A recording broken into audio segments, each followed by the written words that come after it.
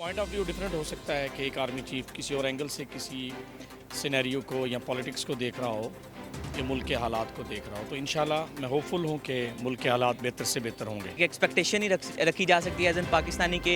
उम्मीद है कि वो अच्छे फ्रूटफुल हों, एज एन वो ए पोलिटिकल हों, ना कि पिछले आर्मी चीफ जितने भी हमारी कॉन्स्टिट्यूशनल हिस्ट्री में आप देख लें, पाकिस्तान की हिस्ट्री में गए हैं, वो सारे हमेशा से प्रो पॉलिटिशियंस और some sort of that type of things करते थे कि वो हमेशा से सियासत में इन्फ्लुएंस रखते थे। उनसे एक्सपेक्ट कर रहे हैं वो तो ये है कि वो जो है ना जो भी पॉलिटिकल जो है वो स्टेबिलिटी है उसको थोड़ा सा उनसे थोड़ा सा दूर रहें। कुछ उनको चाहिए कि थोड़ा सा अपना पार्ट प्ले करें, लेकिन हम उनको ये नहीं चाहते कि वो मुकम्मल तौर पे पॉलिटिक्स में जो है ना खुद को इन्वॉल्व करें।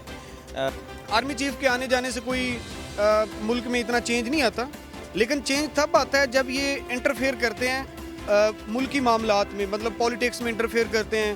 गवर्नमेंट की जो तकर्रियाँ होती हैं, अपॉइंटमेंट्स होती हैं, उनमें ये इंटरफेयर करते हैं। अगर उनमें इंटरफेयर ना करें, अपने काम से काम रखें, तो मैं समझता हूँ कि मुल्क स्टेबलाइज होगा, इकॉनमी स्टेबल होगी। अल्लाह ताला जो है अच्छा एक आदमी भेज दे आर्मी चीफ हमारे मुल्क में। अभी तक तो कोई आया नहीं है।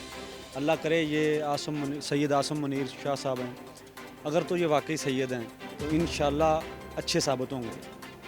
और आर्मी चीफ क्योंकि हमारे मुल्क में तो ये एक है ना कि हर चीज़ में मुदाखलत है इस्टेब्लिशमेंट की, तो अगर अच्छा होगा तो इंशाल्लाह मुल्क के लिए अच्छा होगा। इंशाल्लाह उनकी पॉलिसी अच्छी होगी और हमें उम्मीद भी रखनी चाहिए क्योंकि वो पाकिस्तान का आर्मी चीफ़ है और कौम को बड़ी तवक्कुआत है।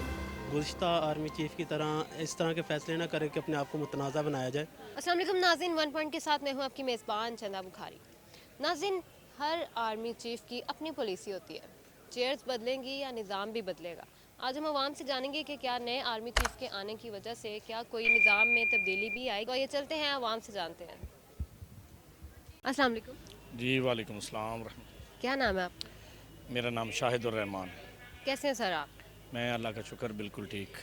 अच्छा सर, मेरा आपसे ये सवाल है कि हमारे न्यू आर्मी चीफ़, आपको क्या लगता है कि पाकिस्तान में किसी भी नए आर्मी चीफ़ के आने से कोई तब्दीली आती है? क्योंकि हर आर्मी चीफ़ की अपनी पॉलिसी होती है। आप इस बारे में क्या राय रखते हैं? डेफिनेटली हर आर्मी चीफ की अपनी पॉलिसी होती है, लेकिन मेरे तजर्बे के मुताबिक जितने आर्मी चीफ्स आए हैं वो मुल्क के मफाद में ही काम करते हैं। उनकी पॉलिसीज़ मुल्क के इंटरेस्ट में होती है।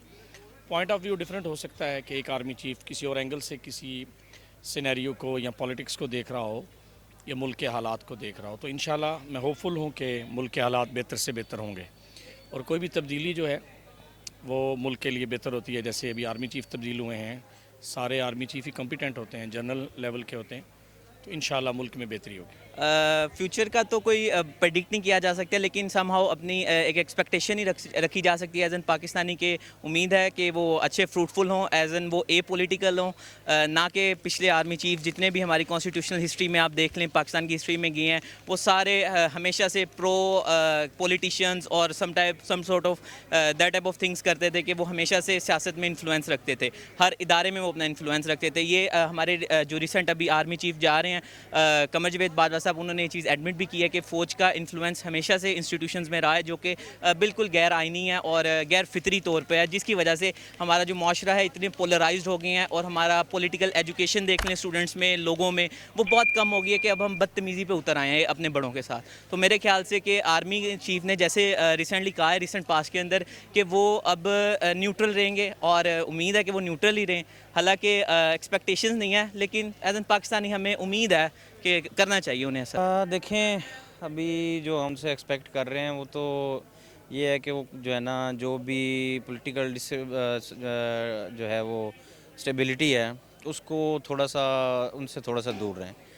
कुछ उनको चाहिए कि थोड़ा सा अपना पार्ट प्ले करें, लेकिन हम उनको ये नहीं चाहते कि वो मुकम्मल तौर पे पॉलिटिक्स में जो है ना खुद को इन्वॉल्व करें। इस टाइम जो हालात हैं, इस टाइम जो मतलब पब्लिक है, मुकम्मल तौर पे जो लीडरशिप है आर्मी की, उस पर से उनका जो है ना वो 60 to 70% उनका ट्रस्ट जो है ना वो खो चुके हैं अपना। तो ये हम कहेंगे कि जो लास्ट टाइम के जो लास्ट हमारे जनरल बाजवा साहब हैं, उनकी जो गलत पॉलिसियों की वजह से आवाम जो है वो अपनी फ़ौज से, अपनी फ़ौज की लीडरशिप से खफा भी है और थोड़ा सा दूर भी होती जा रही है। तो शाजी से हम ये कहेंगे कि आप जो है वो थोड़ी सी पॉलिसियाँ जो है वो उनको रिव्यू करें और पॉलिसीज़ को रिव्यू करते हुए सबसे पहला स्टेप जो है वो फ़ौज को मजबूत करें और आवाम के साथ जो है वो अच्छा जो है जो ताल्लुक़ था उनका पुराना, जिनको हम कहते हैं कि हमारा रोमांस था फ़ौज के साथ, वही रोमांस को दोबारा जो है ना वो जो है वो कंटिन्यू करवाएं। देखें, फर्स्ट ऑफ ऑल तो ये बात है कि आर्मी चीफ जो होता है ना, वो एक अदारे का सरबरा होता है, वो मुल्क का सरबरा नहीं होता। मतलब आप देखें, वो हमारे प्राइम मिनिस्टर के नीचे होता है। मतलब एक होता है 22 स्केल का होता है वो। तो हमें इस चीज़ को इतना उछालना नहीं चाहिए कि आर्मी चीफ जो है वो मतलब इतनी कोई बड़ी चीज़ है। मैं समझता हूँ कि उसका एक अपना आइन के अंदर रहते हुए उसका एक रोल होता है। मतलब आप देखें ना, उन्होंने मिलिट्री को लेके चलना होता है उनका। मतलब देखा जाए तो हमारे यहाँ तो खैर 4 मार्शल लॉ लगे हैं, आपको पता है। तो नो डाउट हमारी जो हिस्ट्री है वो उसमें इस्टेब्लिशमेंट का बड़ा एक ख़ास रोल रहा है, जो कि नहीं होना चाहिए। नो डाउट दुनिया में CIA, पेंटागन, बाकी भी जितने हैं उनका भी रोल होता है, फॉरेन पॉलिसी में होता है। लेकिन जो इंटरनल पॉलिटिक्स है उसमें जो है वो इस्टेब्लिशमेंट का रोल नहीं होना चाहिए। जहाँ तक आपने जनरल आसिम मुनीर की बात की है, तो अब ये तो आने वाले 1-2 महीनों में पता चलेगा ना, जब कुछ अभी तो उन्होंने अभी ओथ भी नहीं लिया, वो कल लेना है। तो इसके अलावा बात की जाए, इससे पिछले जो बाजवा साहब की बात की जाए, तो मेरे ख्याल में हिस्ट्री में इतना कोई बदनाम आर्मी चीफ नहीं हुआ जितने वो हो गए हैं, क्योंकि वो एक्सपोज होगी आर्मी। मतलब नो डाउट आर्मी हमारी प्रोफेशनल है, हम अपनी आर्मी से प्यार करते हैं। मतलब दुनिया इस्लामी ममालिक जितने भी, उनमें सबसे टॉप की जो हमारी मिलिट्री है, हमारी एयरफोर्स प्रोफेशनल है, हमारे मतलब किसी लिहाज से कमी नहीं है। लेकिन वहाँ पे मसला आता है जब ये इंटरनल इश्यूज़ में इनका रोल आता है, ठीक है। तो मैं समझता हूँ कि आर्मी चीफ के आने जाने से कोई मुल्क में इतना चेंज नहीं आता। लेकिन चेंज तब आता है जब ये इंटरफेयर करते हैं मुल्की मामलात में, मतलब पॉलिटिक्स में इंटरफेयर करते हैं।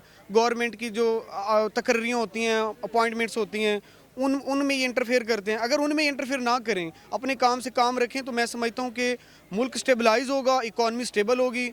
और पाकिस्तान जो है वो वाकई एक अजीम कौम है। पाकिस्तान में वसाइल की कमी नहीं है, किसी चीज़ की कमी नहीं है। सिर्फ कमी एक चीज़ की है कि यहाँ पे जो है वो ईमानदार लीडरशिप होनी चाहिए। दूसरे नंबर पे हर अदारे को आइनी हदूद के अंदर रहते हुए अपना अपना रोल अदा करना चाहिए। ये नहीं होना चाहिए कि वो दूसरे के जाके जो है वो इंटरफेयर करें। जी बिल्कुल, अगर कोई अल्लाह ताला जो है अच्छा एक आदमी भेज दे आर्मी चीफ हमें, हमारे मुल्क, अभी तक तो कोई आया नहीं है। अल्लाह करे ये सैयद आसम मुनीर शाह साहब हैं, अगर तो ये वाकई सैयद हैं तो इंशाल्लाह अच्छे साबित होंगे। और आर्मी चीफ, क्योंकि हमारे मुल्क में तो ये एक है ना कि हर चीज़ में मुदाखलत है इस्टेब्लिशमेंट की, तो अगर अच्छा होगा तो इंशाल्लाह मुल्क के लिए अच्छा होगा। इंशाल्लाह उनकी पॉलिसी अच्छी होगी और हमें उम्मीद भी रखनी चाहिए, क्योंकि वो पाकिस्तान का आर्मी चीफ़ है और कौम को बड़ी तवक्कुआत हैं। गुज़िश्ता आर्मी चीफ़ की तरह इस तरह के फ़ैसले ना करें कि अपने आप को मुतनाज़ा बनाया जाए। तो करना सिर्फ इन्होंने इतना ही है कि ये कुछ ना करें। क्या मतलब? हमारी सियासत में ये जो रोल प्ले करते हैं, उस नेगेटिव रोल को कभी प्ले ना करें, जिससे जो आवाम है वो अपनी ही आर्मी के ख़िलाफ़ पोस्टर उठा के रोड पे आ जाती है। आपको क्यों लगता है इस तरह से क्यों होता है? आर्मी के खिलाफ क्यों हम निकल आते हैं बाहर? आवाम क्यों इस तरह से आर्मी के खिलाफ हो जाती है? देखिए, जब यही हमारे जो आर्मी चीफ़ और इदारे होते हैं ना, ये चोर को चोर कहते हैं और बाद में उन्हीं चोरों को कहते हैं एक्सेप्ट कर लें, तो इसी वजह से आवाम को आना पड़ता है कि ये क्या वही तरीका पुराना आ जाता है। 30 साल पुराने वाले चोर अब अच्छे हो गए, पहले चोर थे अब अच्छे हैं। इस वजह से आवाम को आना पड़ता है। बहुत शुक्रिया। Thank you ji.